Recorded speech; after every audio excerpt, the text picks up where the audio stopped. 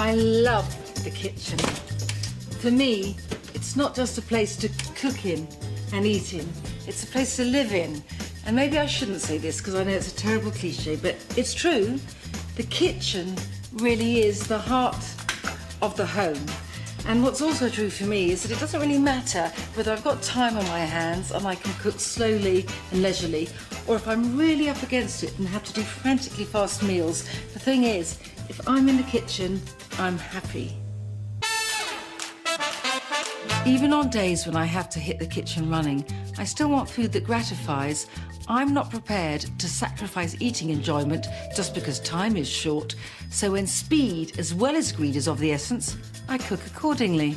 How about a stress-free after-work supper of lamb with red currant and port with a 10-minute version of roast potatoes, my rapid roastini, followed by my orange and blackberry trifle that I make ahead in the morning before work so it's ready when we all get back.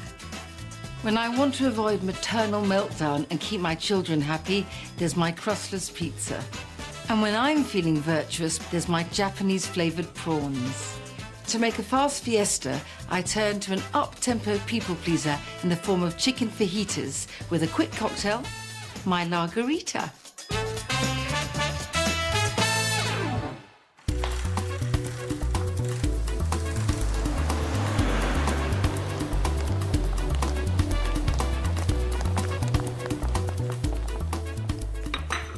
Just because I'm making a bit of a trifle at breakfast time doesn't mean you need to do this ahead. This is such an instant pudding. It's just that I like the feeling of smugness I have for the rest of the day. Right, let's whip some cream, about a breakfast cupful.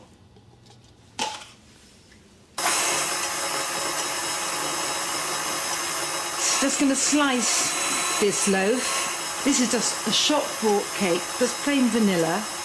Actually, it doesn't really matter if you've got it right at the end of its use-by date, because a little stale is not a bad thing.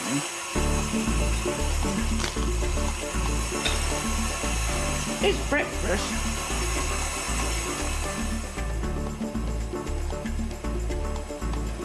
Just line the plate. Right. When I first made this trifle, and you know I call it a trifle, although it's my own little version of it where you don't have any custard. That's why it's very, very easy. I made this trifle with some leftover marmalade cake. And so in honour of that, I'm going to use a bit of marmalade, some orange liqueur. Give this a shake. It's a bit like making a dressing, only for cake. And pour over. Oh, look at these gorgeous golden globules.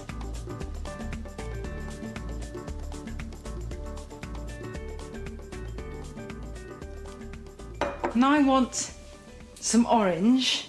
I like to grate the zest with a coarse grater because I want bold, bright strips, not sad little tangly weeds. Now the juice. Whole orange because I want everything citrusly sodden. Time to slather on a bit of softly whipped cream. How can that ever be a bad thing? I don't like the cream whipped too stiffly because I think the whole point of this is that it's just gentle, easy, and it's ramshackle almost, but fabulous with it. The first time I made trifles like this, or my version of trifle, I call them plate trifles now, just trifle. Oh, these blackberries, look how beautiful these juicy beaded blackberries look, glinting darkly out of that pale billowing duvet of cream. Just exquisite. You don't have to use blackberries, obviously, any berry you want. Blueberries look beautiful here too. Although, of course, you could use frozen blackberries, and you thaw them, obviously. You will find that they aren't quite as bouncy and proud. But, you know, it doesn't really matter if some of that purple-red juice seeps into the cream. I love the 1930s colour scheme of this, the jet of the blackberries and then the bright orange.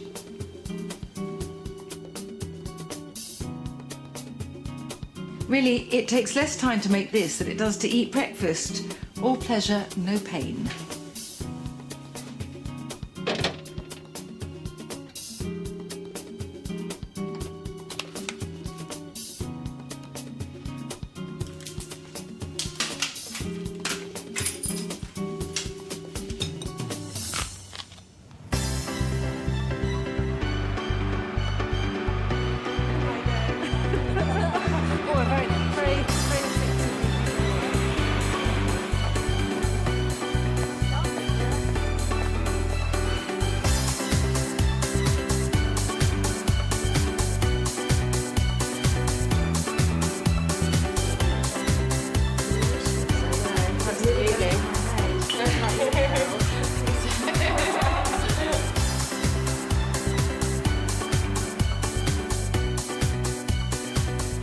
I love being with my girlfriends and I'm always happy to feed them, but in the middle of a frenetic working week, don't necessarily have the time or much energy. And this is where my lamb with rosemary and pork comes in. It requires very little effort and gives an enormous amount of pleasure. This is ordinary olive oil, not extra virgin, so I want the lamb steaks to marinate a bit. Well, if not marinate, steep for a few minutes. Now some Worcester sauce. And then in go the lamb steaks. Look at these luscious bits of meat. Although you don't have to use lamb steaks, you could just as easily use lamb chops or those little lamb fillets. It's a very permissive recipe. While the lamb steeps, I'm going to turn the heat on under the pan. I'm not going to add any oil because the oil that the meat has been sitting in will be just enough. Gorgeous and glossy and ready to hit the heat. You know supper's going to be good when you hear this sound.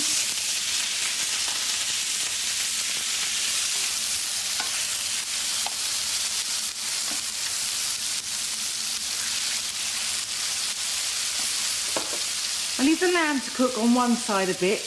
I can get on with my rapid rostini.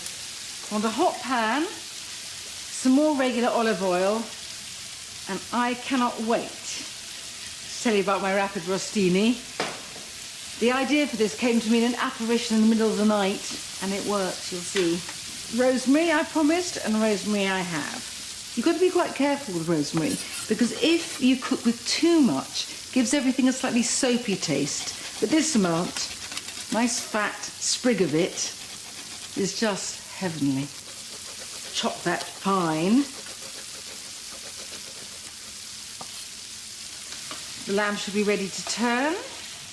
Perfect. I'm going to cook the lamb for a few minutes on the other side. And now, the rapid rostini.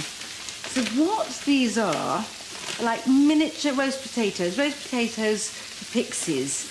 And they're made out of gnocchi, which normally you just boil. So I thought, if I fried gnocchi, would they not be like really instant roast potatoes? And when I mentioned this to some people, they thought it was an absolutely terrible idea. And can I tell you, they have eaten their words and my rostini. Leave these to colour up a bit. I'm ready to take the lamb out of the pan now. And this is how I always prefer to fry meat. Cook it slightly less than you might normally think it would need and leave it for a minute or so in a foil package, loose foil package but tightly sealed. That way it continues to cook in the residue of its own heat. Makes it much more tender. Right, leave that. I'm going to turn the gnocchi a bit in the hot oil. Probably about 4 minutes aside they need here. The important thing is that they're cooked and fluffy inside and golden and crisp on the outside. You do need a big pan to fry a whole packet of gnocchi, so if you find it easier, and I often do, then just cook them for about 20 minutes in an oiled baking tray in a hot oven. And now I can get on with the sauce, which actually starts off with some garlic. I find it easier just to mince it directly into the pan.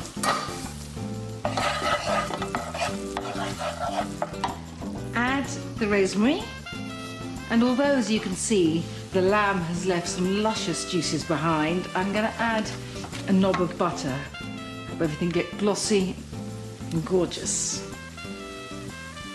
Time to unwrap our present.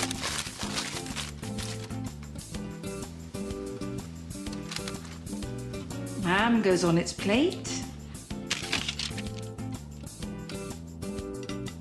I'm not going to waste those juices either that have collected in the foil.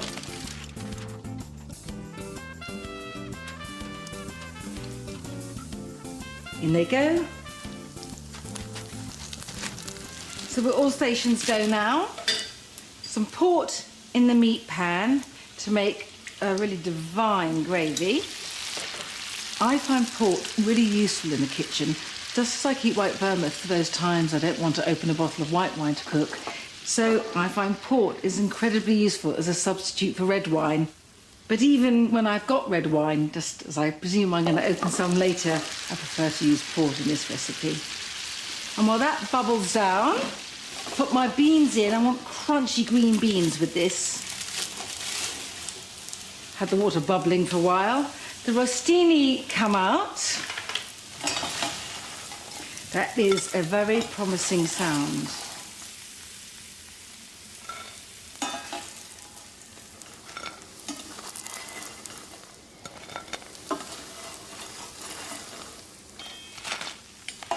Okay. I'm going to drain the beans now because I do want them crunchy.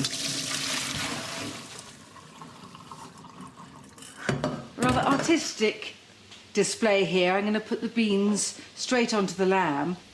I think they look rather beautiful, encircling the lamb as they do, but it's not just for aesthetic reasons that I'm using this plate. I feel that with the amount of pans that need to be washed up, why get out another plate?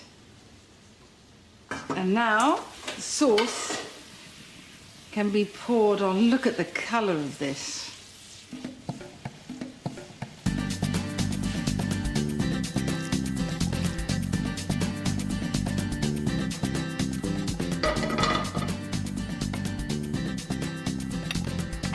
Right, back to the girls. Okay, girls? Lovely. So what have we got here? Got some lamb steaks and ruby port. Little golden nuggets. Yes. Oh.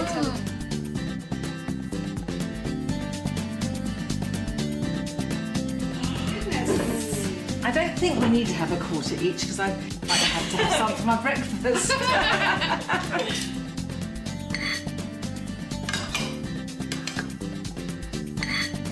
This is an absolute real treat, and I don't feel as if it's too naughty, because it feels quite light. You can delude yourself if you like.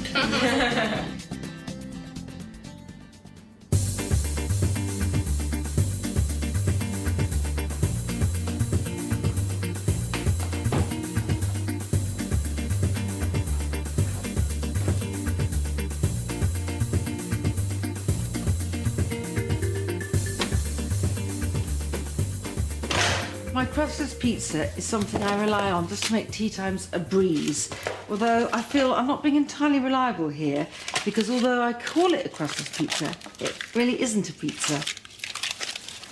Grease a dish, and what you do really is make, I suppose, like a Yorkshire pudding batter. An egg, 250 mils of milk, a little bit of salt, 100 grams of flour,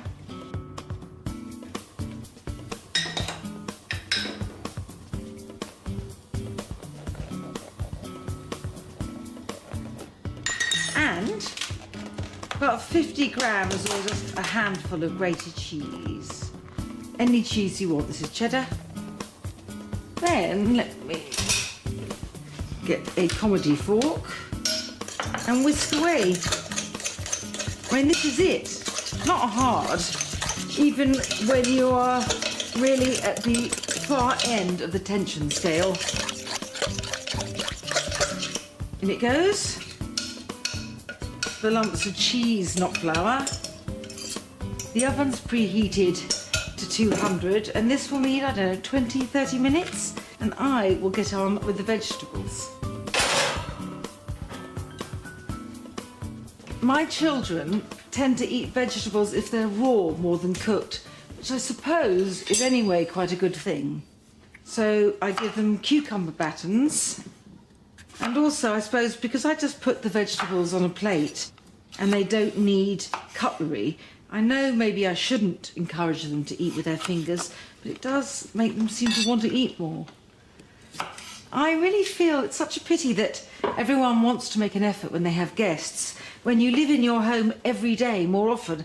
So it's every day, but I want my pretty little cherry tomatoes on a cake stand.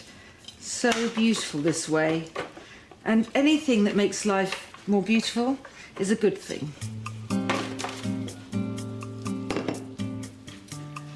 I think the celery looks so gorgeous in a vase like flowers.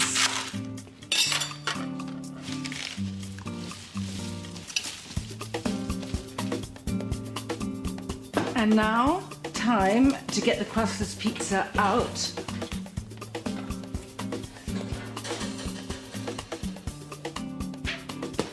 It's not quite ready, but there's no work. Just a few finishing touches.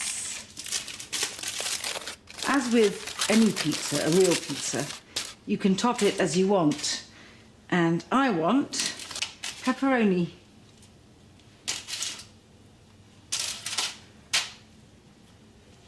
That's enough. Teeny sprinkling of cheese.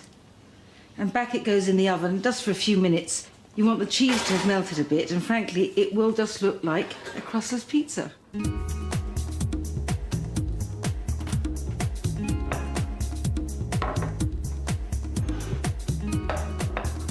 Bruno, supper, now!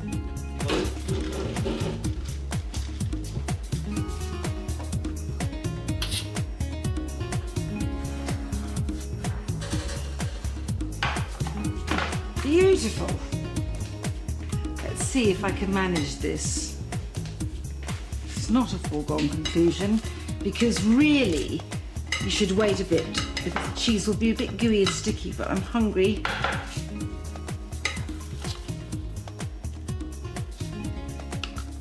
And there is the crustless pizza. Got my pizza wheel. Oh, I'd like a bit of chili sauce on mine.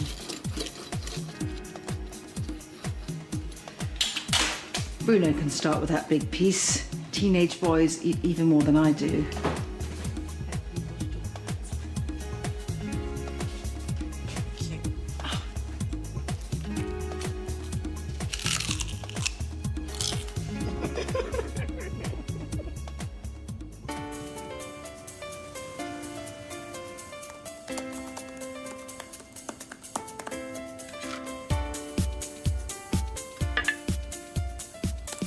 I think that I eat these Japanese prawns more often than I eat anything else. It's the most fantastic meal when I'm really up against it and I haven't got very much time to cook. And on top of that, they give me a holy and virtuous feeling because they're very healthy and there's very little fat, and it's not very often I get a chance to feel like that. They're incredibly easy to make, and most of the ingredients I keep on standby. For example, the sake, and I call these Japanese prawns just really because they include sake and wasabi, and I like to have both in the kitchen. I start off just pouring about 2 tablespoonfuls of sake into a bowl.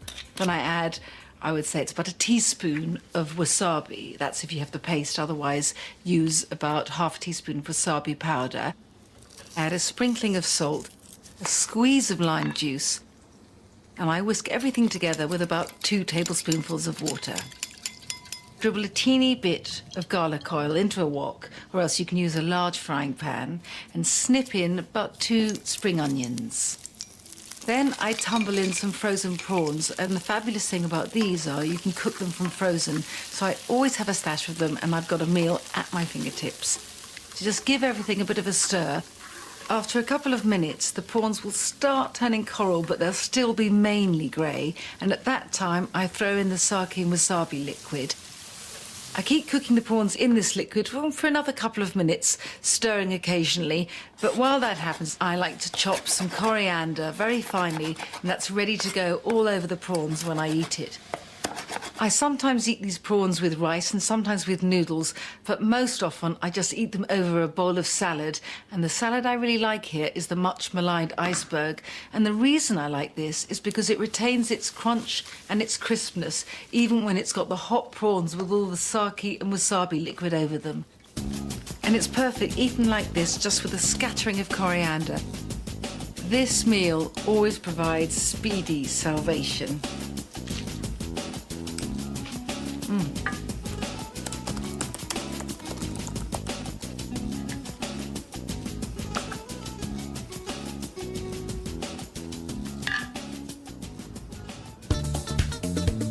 Right, Jamie, I'll be right back.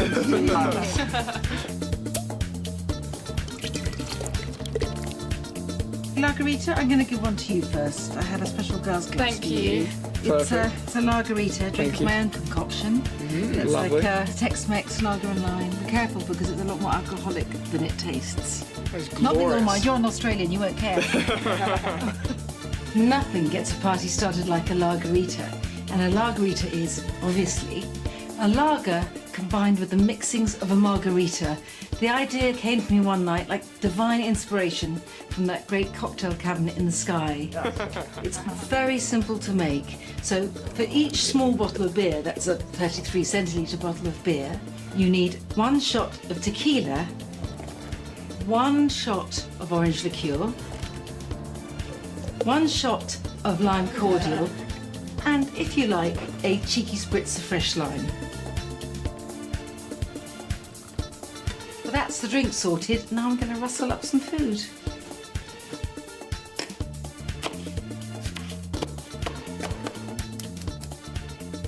So I'm in Tex-Mex mode. I feel that my chicken fajitas will soak up a lagerita or two.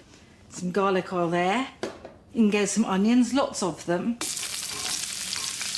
And the thing about these onions is that they won't have that burning, acrid aftertaste. They will be cooked until they're soft and sweet. I'm using chicken here to make chicken fajitas. If you wanted to make beef fajitas, use beef. Before I marinate the chicken, and I'm just using chicken breast here, just snip it into fat strips. This is fabulous food for a party because it's got a DIY element. Groups of people are a bit like children. When you feed them, it's good to keep them active, and the fajitas are perfect for that. And what's more, they're very unchallenging for the cook. Now for the marinade, a bit more garlic-infused oil. You do need to add oil to chicken breast because it hasn't got any fat of its own.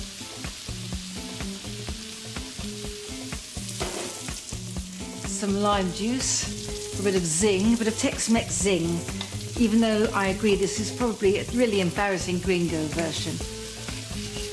Some salt, and a small bit of sugar just to balance everything, only a teeny bit. And now the spices, cumin for wonderful earthiness, and some gorgeous smelling, really grassy oregano, even though it is dried. Just mix everything together a bit. And while these pieces soak up that flavoursome marinade, I will get on with this edible fire in the form of my 3 coloured peppers, the red and the yellow and the orange. I know I've said this before, but really the only pepper I cannot abide is a green pepper. I cannot see any excuse for them. But these, beautiful, like a fire in the pan. The tortillas, must do those. Soft ones, it doesn't really matter if they're plain flour or corn ones. The oven's on low and I can deal the tortillas.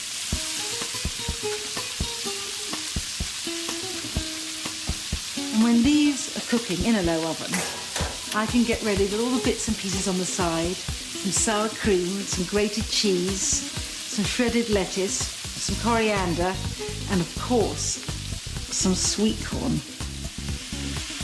Coriander on, hot Mexican sauce on my bowls, and the chicken can go in. There we are.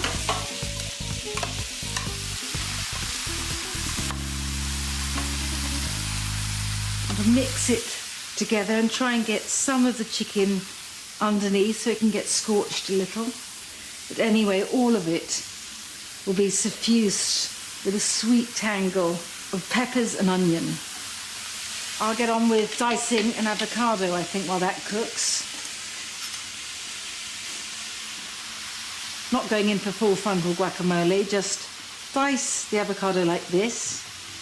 And if I haven't said that you shouldn't be cutting straight into your hand, it's because I know you won't. It doesn't really matter if they don't stay like neat jade cubes and become a little bit of a mush. All taste delicious in the fajita. And now a sprinkle of salt and another squirt of squeezy lime. And now I think I will get my tortillas out of the oven.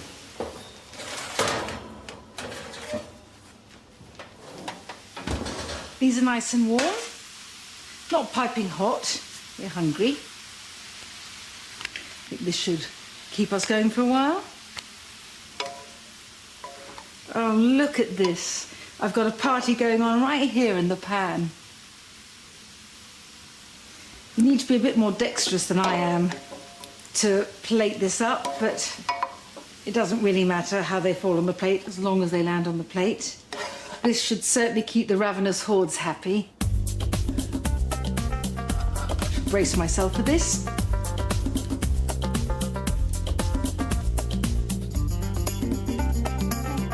Very, very much.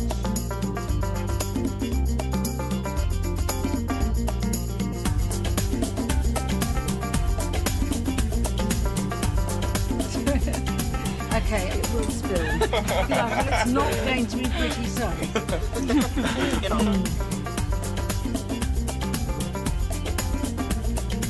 It's a very artistic package you have there, if you don't mind my saying so. I think I just got a bit overexcited by the chicken. They are so good. I'm glad you like my pajaras. You want to come again, I hear? Please, please. So happy right now. So good. Yes, I thought the sweet corn is not chic, but it's nice.